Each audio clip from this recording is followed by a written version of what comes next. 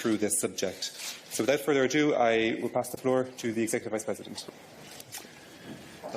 Good afternoon, everybody. We are dealing with an unprecedented crisis. Our immediate priority is to save lives and protect livelihoods. The EU and its member states are doing everything possible to support people and companies. Besides the European Central Bank, we have collectively mobilized around 3.4 trillion euros. This is equal to almost 25% of EU's GDP. It is our fastest and largest response to a crisis ever. Today, we are turning our attention to the financial sector. During the last crisis, we had to prop up banks. This time, we are helping banks to prop up households and companies. They need to keep the liquidity taps turned on. This is the goal of the package we have adopted today to facilitate the bank lending to support the real economy. It is based on a three-pronged strategy. First, encouraging banks to make full use of flexibility within EU's prudential and accounting rules. Today, we are clarifying how these rules can be applied more flexibly and coherently while maintaining a prudent approach to preserve financial stability. This takes the form of the communication that uniformly interprets that flexibility so that banks and supervisors can act based on a clear, common set of principles. Along with the work that supervisory authorities have done already, these clarifications should go a long way to help provide relief for banks. For instance, banks are not expected to apply accounting rules mechanically when setting aside capital for expected losses on their loans. This is justified in exceptional situations like this coronavirus crisis. Banks should not automatically account for a significant rise in credit risks simply because loans are subject to private or statutory moratoria. A bank does not have to automatically consider a borrower in default when he or she calls on a guarantee. Second, providing further capital relief for banks to support lending to the economy. Today, we are also proposing some specific amendments to the capital requirements regulation concerning prudential rules applicable to banks. In line with the Basel Committee recent agreement, the date for applying the leverage ratio buffer requirement will be deferred by 1 year to the 1st of January 2023. We will also mitigate the impact on banks' capital from expected credit loss provisioning under the accounting rules known as IFRS 9. In addition, to get European banks to further support the recovery, we will bring forward the application of the revised SME supporting factor and the new infrastructure supporting factor. We will also bring forward a more preferential treatment for software to free up additional capital. We will temporarily change rules on how central bank reserves impact banks' leverage ratio calculations, because these are currently too restrictive and discourage banks from drawing on central bank liquidity facilities. We will treat more favourably loans that are publicly guaranteed under the non-performing loans prudential backstop during this crisis. Then, banks should suspend the distribution of dividends and limit remuneration as recommended by the European Banking Authority and the European Central Bank. They should use the capital freed up by these measures to lend to the economy. To be clear, these are temporary and specific adjustments to cope with exceptional circumstances. We remain committed to the post-financial crisis regulatory framework and implementation of Basel III. The third part of our strategy, we will encourage the financial sector to develop best practices to support businesses and households. The Commission will open a dialogue to bring a financial sector together with groups representing consumers and businesses.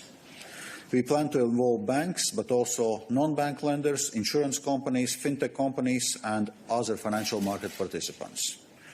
There should be concrete solutions to concrete problems that companies and households are experiencing, and we need to act quickly. Many banks and national banking associations have already deferred rental payments for vulnerable families, corporate loan repayments and leasing contracts. somehow made credit lines immediately available to SMEs and self-employed. These types of practices are very welcome. Unfortunately, they have not been uniformly applied by banks across our member states. Looking in the future, we need to reflect together on how the financial sector can best contribute to a sustainable and resilient recovery based on green and digital transformations. To conclude, this crisis calls for a collective action. The Commission will do its utmost to facilitate an unfettered flow of financing to the real economy and households. The changes proposed by the Commission in response to the crisis need to happen quickly to have their intended effect. So I rely on the Parliament and the Council to deal with our proposal as a matter of urgency and to adopt this package by June at the latest. Thank you. Thank you very much, Executive Vice President. We'll now jump into the questions and answers. For all of you who are connected via WebEx, we'll use the usual system that we do in our midday press briefing. So please raise your hand if you have a question and I will give you the floor. So in front of me, I see Athanasios. You have the floor. Thank you very much. As I can see, you're easing let's say, accounting standards to facilitate this banking, let's say, function. But what about the pre-existing issues that create bottlenecks in the funding of various enterprises from the banking sector? It seems that at least the SME representatives say that they are not fully covered from what they see due to the pre-existing bottlenecks. How do you answer to that? First of all, I would say that what we are putting forward today is additional set of measures on top of what has been implemented already.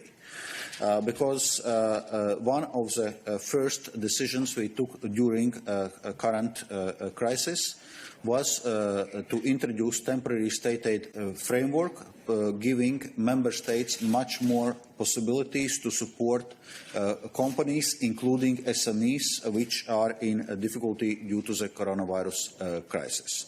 So we have simplified our state aid rule.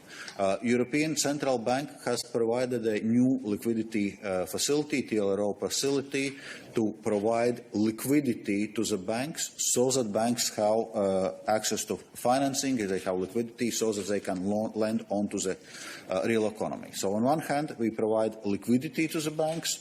On another hand, we provide state aid measures, including guarantees to companies so that banks can actually lend and has a risk appetite to lend to the real economy.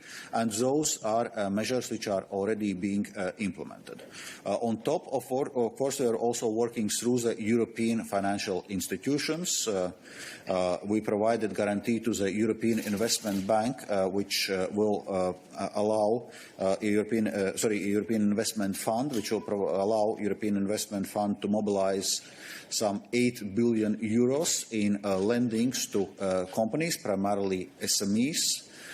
European Investment Bank has mobilized its lending programs of scale of some 20 billion euros, and we are currently working on a new EIB facility which would provide lending capacity of 200 billion euros. So measures which we are putting forward now are to be seen in a context of many other measures which have already been implemented or some which are now in preparation. Thank you very much. Follow on from me. We'll now go on to Jack Chickley.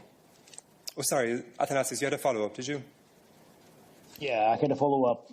So basically you're saying that the sum of all those measures will alleviate, neutralize the pre-existing bottlenecks. So the policy will be finally, let's say, enacted in countries such as Greece, where bottlenecks prevented previous policy measures to reach the SMEs in the end. Well, Is that what you're saying? Yeah. First of all, indeed, we believe that the set of measures we are currently implementing, and which also member states are implementing, because for state aid decisions, for example, of course, it's for member states to prepare their state aid schemes and to provide support to the companies, but also to European institutions. We indeed think that this will be all triggering down to the real economy, including SMEs. But in parallel, there I would outline also the third work stream which we are announcing today, which is exactly to have a dialogue between financial sector, between companies representatives, SMEs representatives, households, to see how indeed all these policies are triggering down to the real economy, to the real SMEs. And there we'll be focusing on indeed dealing with concrete problems which have been identified, because already now we can see that banks are positively responding to the policy proposals which are already implemented, which are being proposed and are facilitating access to finance to companies, including SMEs, in these different circumstances. But this is not being uniformly applied across the EU. So situation between different banks and in different member states varies. So we will be concentrating in identifying what are the shortcomings and further addressing them as well. Thank you. Thank you very much. Okay, we'll move on to Jack Schickler next. Jack, you have the floor. Hi, Executive Vice President. You have today stopped short of imposing a ban on dividend distributions and bonuses via legislation. But do you have a message for banks who are thinking about perhaps paying out bonuses or dividends in the coming months? Indeed, as regards restrictions on dividend distribution and bonuses, this is something which has been recommended by supervisors, European Central Bank and European Banking Authority. Currently, we are seeing that actually banking sector is following through on those recommendations and in this way preserving the lending capacity. So from that point of view, if we see that this tendency holds, we think that this recommendation is a proportionate way of dealing with this issue, and we do not need to propose legislative changes, but of course we'll continue to monitor the situation. Thank you very much. Jack, I see your hand is raised. Did you have a follow-up? No. Okay. We move now to Tommaso. Tommaso Galavotti. Yes, good afternoon, Vice President. It's Tommaso Galavotti from Italy. It's just a question, if I may, on the fact that we have read that the ECB officials approached the Commission in order to promote the setup of a European bad bank. I know that the Commission has already issued a blueprint in 2018, if I recall well, on the ways to establish national bad banks. But I wonder why we have read that the Commission was adamantly opposed to the idea of a European bad bank, as the best way to encourage banks to lend money is to give them a way to get rid quickly of NPLs, which might hamper their ability to give money to the real economy. Thank you so much. Yes, as regards on this question, of course we have also read those press reports, but it must be said that we have not received as European Commission some formal or informal proposals by the European Central Bank in this regard. But indeed, this is an issue which has been discussed, and as you already outlined, European Commission already several years ago came with a European blueprint for national asset management companies. And also then, when we were preparing so-called NPL package, so package to deal with non-performing loans at European level, we were looking at this issue, but the point is that loans in member states are mainly issued under national laws.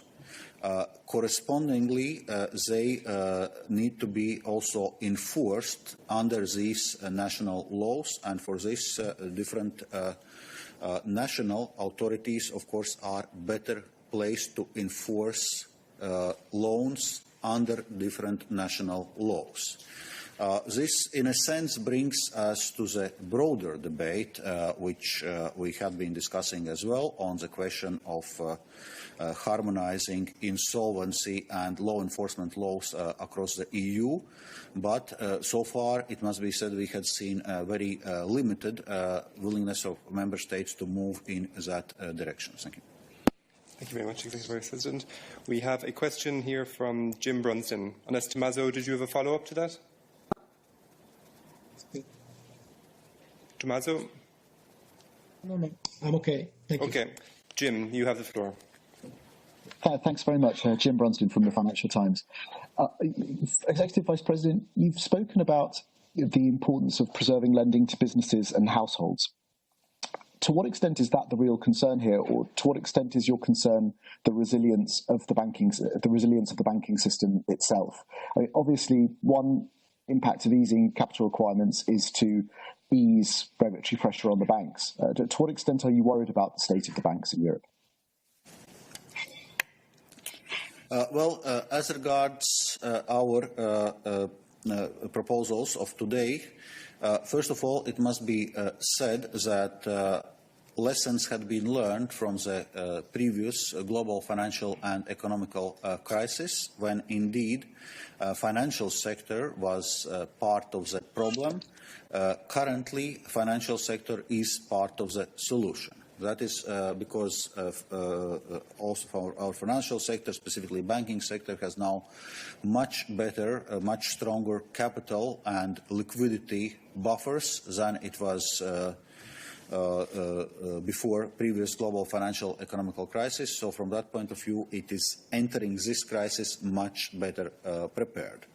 But what is important right now is to preserve the financing flow to the European companies and households, because we need to preserve to the extent possible productive capacity of the European economy. And for this we need to help companies staying afloat. We need to protect people's jobs and incomes, because the more we preserve the capacity of European economy now, the faster economic recovery will be once we will be dealt with the pandemics and will have the public health situation improving.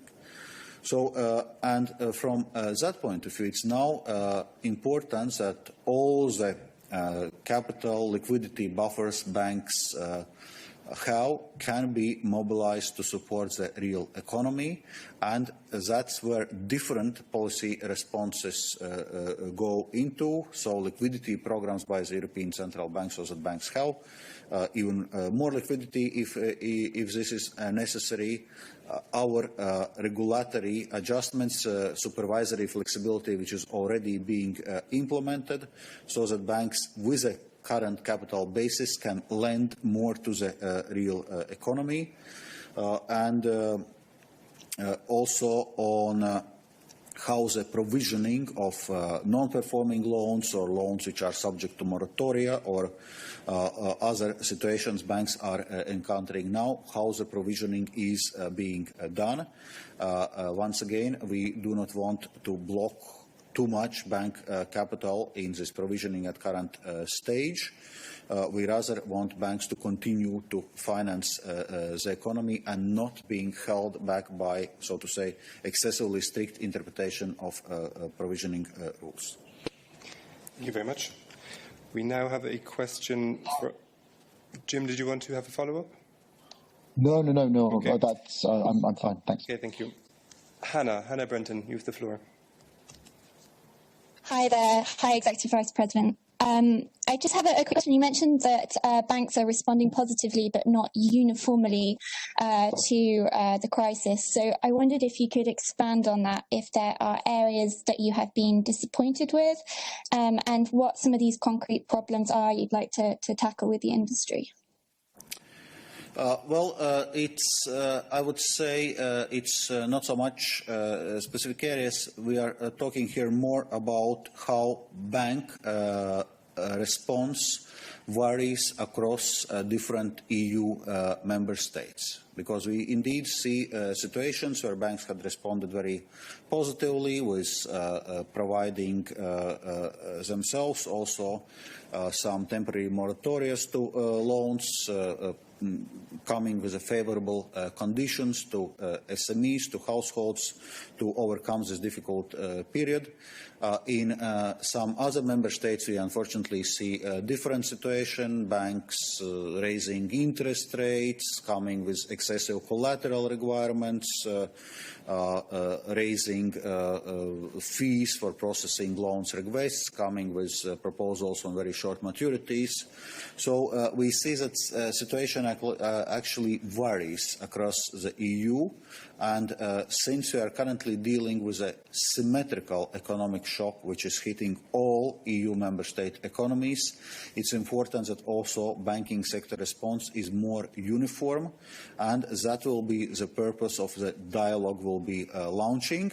We'll need to find concrete solutions to the concrete problems companies and households in different member states are facing. We need to do so quickly, or otherwise we need to see what other possibilities there are to ensure this flow of financing to the real economy. Thank you very much. We'll take one last question. Hannah, go ahead. Can I follow up? Just what else could be on the table at that point if you can't find those concrete solutions? We know that, for example, a number of member states have legislated requirements concerning certain moratoria, so we can look at this experience, other possibilities. Thank you very much. Okay, we go for one final question to Catherine Fior. Hello, Executive Vice President. I was wondering, you mentioned all these measures you're taking to help the banks, reducing capital requirements, delaying stress tests, and being very nice in a sense by proposing that they should rather than must suspend dividends and remuneration increases. There are other ways to support the real economy. I'm just wondering, is your first responsibility to the banking sector or to the taxpayer?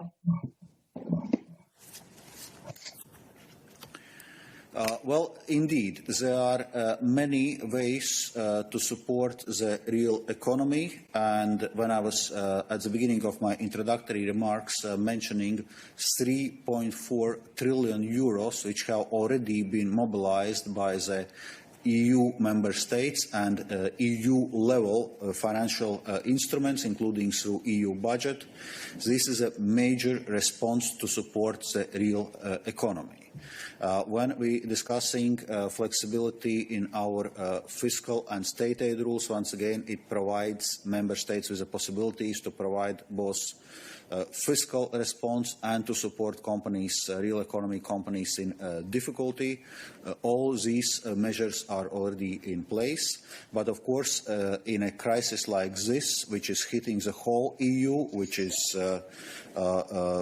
leading to deep recessions across the EU, we need to look at the response from the different sectors. So we have done lots of things to enable fiscal stimulus, enable staple decisions. European Central Bank has provided massive monetary stimulus. Currently, we are looking at what can be done to facilitate banking or financial sector financing the real economy, and that's where these measures come in. So it's also to be seen as part of the broader picture. Thank you very much. We have one last-minute question, Executive Vice President. Yes. Like to take I understand, Mathieu Billon, you're there. I don't see you in front of me, but my colleague Jonathan tells me that you have your hand raised. Yes, hi. Good afternoon. Can you hear me? Yes, we can, yeah. Hi. Could you quantify the relief of capital banks will benefit if all measures are adopted today? And how much more lending do you envisage? And if I could add another question, there are voices asking that measures alleviating capital requirements for banks or providing state aid should be conditional to directing the loans to the green economy. And could you envisage such rules? On the first part of the question, as I understand, this has been dealt already in a technical briefing on some estimates of the quantification. So probably I can just reiterate those figures, that the expectations are that Eurozone banks will increase their loan loss provisions by around 25 billion euros in the first quarter of this year. And if this trend continues for the whole year, that would be meaning some 100 billion euros increase in loan loss provisioning. Then, following the amendments proposed today, banks will be allowed to add all of this back to their common equity tier 1 capital. Currently, rules provide possibility for adding back some 70%, so it's probably a net gain of some 30 billion euros. But our experts are ready to follow it up in more detail and more precisely. That's a quick estimate on quantification. Then on conditions for providing this support and also broader support to the economy. Well, indeed, when we are now discussing recovery plan and when we are now preparing our next multi-annual financial framework proposal, one thing we are looking indeed how this massive fiscal and monetary stimulus we are having right now can also facilitate the transition to the green and digital economies. So this will be very much part of our recovery plan. Of course, we will need to find the right balance, because we will also need to deal in a crisis and immediate post-crisis context with many, so to say, bread and butter issues. People will need incomes, people will need jobs. We will need also to focus that this economic recovery is inclusive, that it's not happening at the expense of poorest people or regions or countries, but indeed that we can facilitate the economic recovery across the EU. Thank you. Thank you very much, Executive Vice President, and thank you to all of you who have tuned in via WebEx to today's press conference. This now concludes today's press conference, and if you need any further information, there is lots of press material online. Thank you very much. Thank you. Bye-bye.